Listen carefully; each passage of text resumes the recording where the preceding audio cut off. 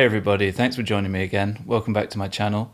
This week we're going to tackle one of my chord melodies from a couple of years back. I posted a video of Goodbye Pork Pie Hat by Charles Mingus, one of my favourite tunes of his actually. And since then I've had quite a few requests to break it down into a proper lesson, so here it is. Hopefully this will introduce you to some nice, new, interesting chord voicings, some tricky, some easy. I've always been fascinated by this piece, and it remains one of my favourite jazz standards of all time. Charles Mingus recorded it multiple times. The main version I referenced when composing this chord melody was the one that I believe he recorded first off the Mingus Ah Um record. And our version is in that same key also. It's a pretty unorthodox chord progression to be fair, and I think of this as vaguely in the key of E-flat blues, or E-flat minor blues I guess we could say. So thinking of the E-flat blues scale as our main source of melody. Okay, so let's get straight into it. The first note we're going to play is this single pickup note at the 3rd fret of the G string. Then we go into this E-flat dominant 7th chord with a C shape. Then we move our 4th finger to grab the next melody note, the 7th fret of the B string. This implies E-flat 7 with a sharp 9, the Hendrix chord. You could move into that chord if you prefer. You could play. But to me it seems a bit inelegant to use 2 full chords on consecutive beats, so I would tend to prefer to do this. Just grab that when everything else continues to ring.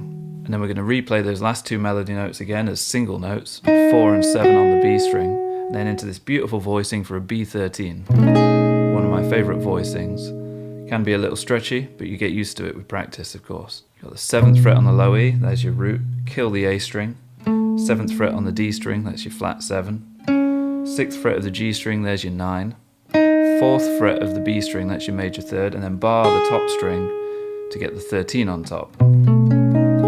B13, which of course is nothing more than a B7, so a B dominant 7th, with extensions 9 and 13 added. And then we have to retreat back down that melody line.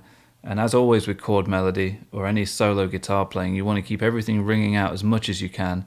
So try not to disturb much of the chord. Just move your little finger to the 7th fret of the B string and then take it back away to enable the 4th fret of the B string to shine through. That last melody note is already taken care of for us within the chord. Just pick out that G string 6th fret. And then we grab an E major 7, again with a C shape. You can even include the open low E string for a bit of extra depth. And then find that same 3-note melody again. 7 on the B, 4 on the B, 6 on the G. So that 4th finger gets a good workout here, constantly moving around to fish for the melody. And then we play A7 with a flat 5. Beautiful dominant chord this. A7 3-note voicing, flat 5 on top. So far, here's what we've got, played slowly.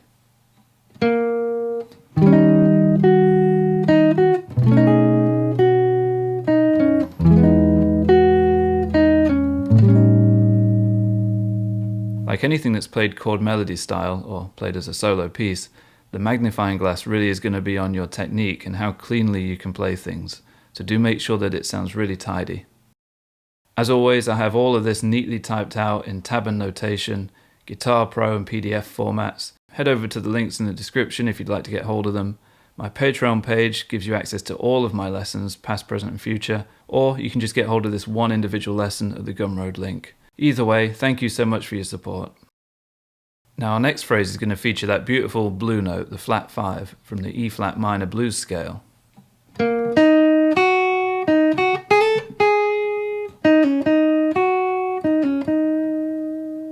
And here's how I'm choosing to harmonise that. I'm going to play a D-flat 9 with a sus4 in it. So you've got the root, the flat 7 and the 9, and there's your sus4 on top. And then sliding in with this little double stop, I'm hybrid picking this portion of it by the way. 4 on the D, 4 on the B. Grab that sus4 again and then slide in to this top 3 strings 5th fret, barring with the 3rd finger.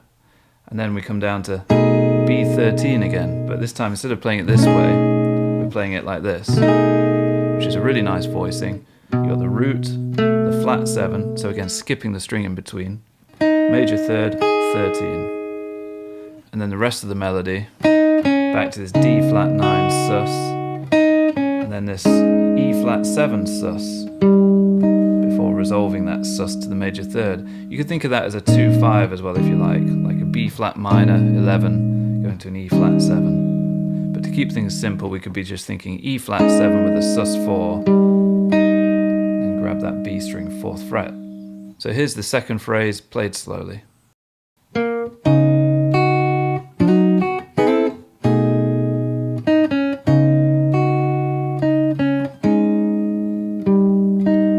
This beautiful chord, A flat minor 9. I'm hooking my thumb over for the root, and I'm borrowing the top 4 strings at the 4th fret and using my 4th finger to play the 6th fret of the top E. Then we go up to this lovely little top 4 string voicing, which I think of as part of the family of A flat minor 7 chords and its extensions.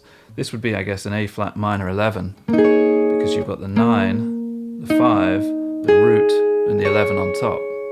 Very pretty. Now for the next 2 notes, I guess the easiest way would be to use your 3rd finger and your 2nd finger, so that you're kind of preempting the next chord grip, the B13. Thumb, 1st finger, 3rd finger, 4th finger, root, flat 7, 3, 13. Take that pinky finger away. Called it a pinky. I'm English, I should be calling it the little finger.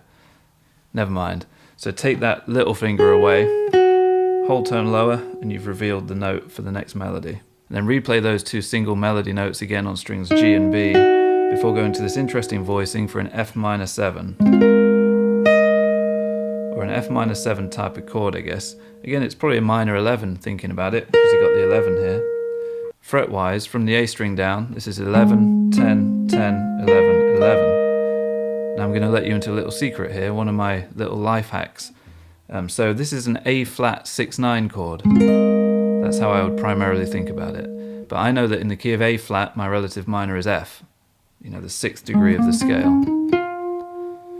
So if I'm looking for F minor 7 voicings, or F minor 11, F minor 9, and so on, I'll often include voicings for the relative major, so in this case A flat. It's a good way of getting double the amount of use for all of your voicings. So although initially to find this shape I was thinking A flat 6-9, in use, it's functioning as F minor 7, which means the intervals now would be the flat 3, the 5th, the root, the 11, and the flat 7. We play it this way, so we're saving that top note for the second beat. This is where rest strokes can be really handy as well, because not only is a rest stroke useful tonally, but it can help you kind of cordon off the strings. So if I want to go through the chord, but I don't want to hit the top E string on the first push, I can end up resting that pick on the top E string as a kind of break, and then push through to bring the note out as and when we want it. Now we play 2 more individual melody notes, frets 7 and 9 on the B string, and then we go to quite a tricky little chord, or quite a tricky big chord, B flat 7 with a sharp 5 and a sharp 9. So you can be seeing this 3-note voicing at the heart of it all, and then the extensions would be these altered extensions, sharp 5 and sharp 9. Now you've got a few options for how to play this. You could go 1st finger, 2nd finger, 3rd finger barring, and then the little finger on top. Or you can use your thumb over and kind of tuck this 3rd finger behind the neck of the guitar. It's up to you. That kind of thing changes on the daily for me. I'm not sure what determines which one I'll go for. Maybe it's the feel of the guitar. But sometimes I'll opt for the thumb over more often, other times I'll prefer to stretch the fingers out a little more. In any case, this is what we play. Get the whole chord in at once, making sure the A string's dead, of course. And then we come down this B flat augmented triad, which helps us to isolate the root, the sharp 5, and the 3rd of that altered B flat dominant chord. And then we play the flat 9. So here's the timing for that. We're playing it with a bit of a triplet feel. And then we go to a C7 or a C9 with a flat 5, if we're being specific. So this is root, flat 7, 9, flat 5. Sometimes you'll see the flat 5 be called a sharp 11. My way of doing this is if there's no 5 anywhere else in the chord, I would refer to this as a flat 5. If, on the other hand, I was playing the 5 somewhere in the chord, I'd call this a sharp 11. Simple and probably not correct, but it works for me. So C7, flat 5, then grab the 10th fret of the B string, that's your next melody note. Now we want to play the 9th fret of the G string. But I've gone for this little thing that I've heard players like Johnny Smith and Barney Kessel and Charlie Christian do a lot, which is to get some tonal variety, get the same note in unison. Of course, that would be in unison if this guitar was in tune. There we go, that's close enough. You kind of want a little discrepancy between the two notes, gives it more of that texture. So that's the 5th fret of the B string and the 9th fret of the G string. And we're going to use a little rest stroke sweep to get through them, to separate them out a little bit, Johnny Smith style. Then we go to this F13 voicing. So that's the root, the 3rd, the 6th or the 13th, and then the major 3rd. And we separate that out this way. Again, that's where your rest stroke really comes in handy, right? Because you only want the first 3 strings, and then push the rest of the way to get that melody note separated. Now we could have called this F6, but at this point in the tune, what it really calls for is an F7 chord, so F dominant 7, and calling it a 13 stays loyal to that. Then there's your F root before going B9, rootless. It's a very common way to play a 9th chord that would normally be rooted on the low E string. You can take the root out of the equation, and you're left with this group of notes that looks to be a D sharp minor 7 flat 5 chord, except we're thinking of it as a rootless B9. So this would be the major 3rd, the flat 7, the 9 and the 5th. And then we go to an E major 7 with a Jimmy Page voicing. Now the reason I called that the Jimmy Page voicing is because I first learned it when I learned Ramble On by Led Zeppelin many years ago. And this goes to show the power of musical memory. For me, it'll always be the Jimmy Page voicing. For you, it might be the Jim Hall voicing. It really doesn't matter. These sounds have such strong and personal associations that go along with them. And that's the beauty of music, isn't it, really? That's what it's all about. So before we go any further, let me just retrace my steps a little bit and play through slowly from bar 5.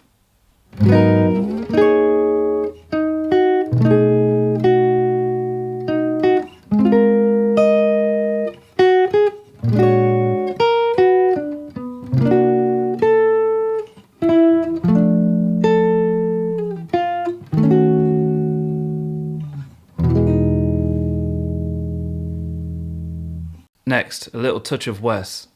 Octaves. 6th fret of the D string, 9th fret of the B string. Make sure you're blocking everything else out, so that if you wanted to, you could strike all 6 strings and only hear exactly those 2 notes. So this requires a little bit of finesse. Your first finger will be responsible for blocking out the G string, and your little finger will be blocking out the top E string. Remember, they still have jobs to do other than that though, and that's to get 2 very clean sounding notes here. So don't let the blocking of those other strings kill these notes. And then you use your spare remaining 2 fingers to neatly curve over and lay across the 2 thickest strings. You'll see that any player who uses a pick, or their thumb in the case of Wes, has to do it that way in order to avoid unwanted notes. Of course, if you were using just your fingers, you can pick around any trouble area. But if not, you've got to get confident at blocking out unwanted notes.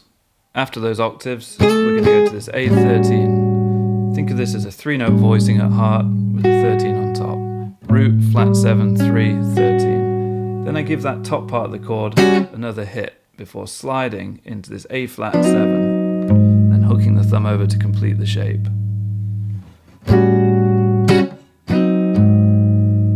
Same thing there, I strike the remaining notes in the chord just on the final beat.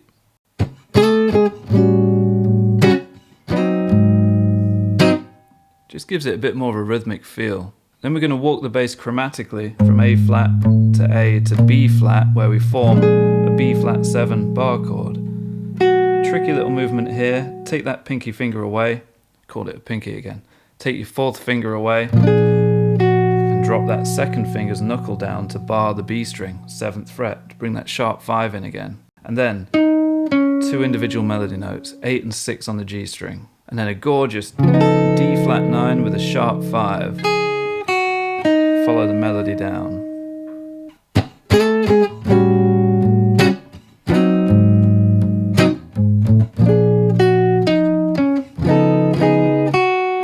And then E flat 7, sharp 9 again, the Hendrix chord.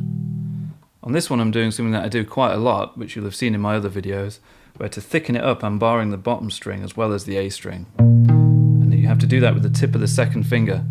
Can be a tricky technique to learn, but well worth doing. Aim for the wood in between the two strings and try and turn the finger on its side a little more.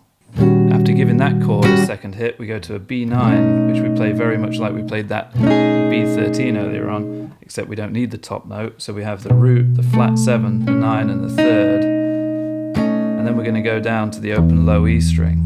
Let that ring out while we grab the top 4 strings here of an E6-9 with a sharp 11. Pretty cool chord, right? So E6-9, take the 5th and flatten it. So again, we could call this an E6-9 flat 5. But when it comes to major chords that already have 6s and the like in there, I like to think of that as a sharp 11. Makes things a little less confusing in my opinion. Again, it's probably not the right way to do it, but it's the way I've gotten used to doing it. Now with that ringing out, I'm going to find the melody note with my little finger at the 9th fret of the B string before coming down to the 7th fret of the B string. And then we go down to another one of these dominant 9ths with a sharp 11 or a flat 5 in it. So that's A9, flat 5, same voicing we used earlier for the C9 flat 5. Root, flat 7, 9, flat 5. And then little finger at 6 on the G, first finger at 3 on the G. And then we see the repeat sign that sends us all the way back to that E flat 7 chord in bar 1. And we can go around everything again. Second time through, I'd recommend playing it a little looser, a bit more swingy. Check out my performance video at the start for more ideas on that front. Second time round, once we make it back to the end there with all of those quarter note triplets and lush chords, we're going to finish on another very lush chord. E flat minor major 9. And again, I'm doing that same trick where the tip of my second finger is playing the bottom 2 notes at the 6th fret, then your minor 3rd, major 7th, and then the 9. Beautiful, dark and mysterious chord to finish on. So I'm going to play through that entire ending portion as if it's the second time through. I'm going to go from bar 10.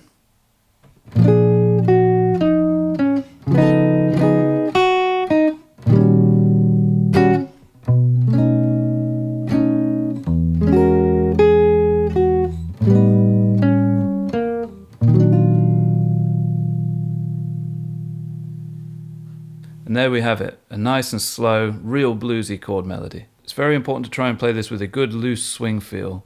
Really try and get into the music and listen to the Charles Mingus original as well, to give you some ideas of how to phrase things. Now I know that there were some tricky voicings in there, but remember, if you don't push yourself, you won't progress.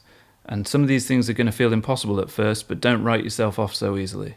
Just chip away steadily at these things with a patient and tenacious mindset, and you will get there. Okay, so a bit of tone talk to finish off. This is my 1953 Gibson ES125 archtop guitar. I'm sure you've seen it many times. It's a favourite of mine. The strings on here are still those 12 gauge flat wounds from Tomastic. I think in every video so far where I've used this, I've mentioned how I'm going to soon change back to the round wounds that I prefer, and I still haven't done it yet. Just goes to show how lazy I am with my string changes. I mean, there's nothing wrong with these, they sound and feel great, but they just don't match up with this guitar particularly well in my opinion. This guitar already has a very dark character, very thuddy, percussive, lacking in sustain a little bit, very strong in the lower mid-range, and lacking a little bit of sparkle. And the flat wounds just exacerbate that issue. Whereas on my ES175, which is a very bright, acoustically resonant, lively and sparkly sounding guitar, those flat wounds are going to be perfect. It's all about matching the correct components tonally. Let your ears tell you. Okay guys, so as always, it's been an absolute pleasure. Thanks for hanging out with me. Do let me know down in the comments below if you have any questions at all.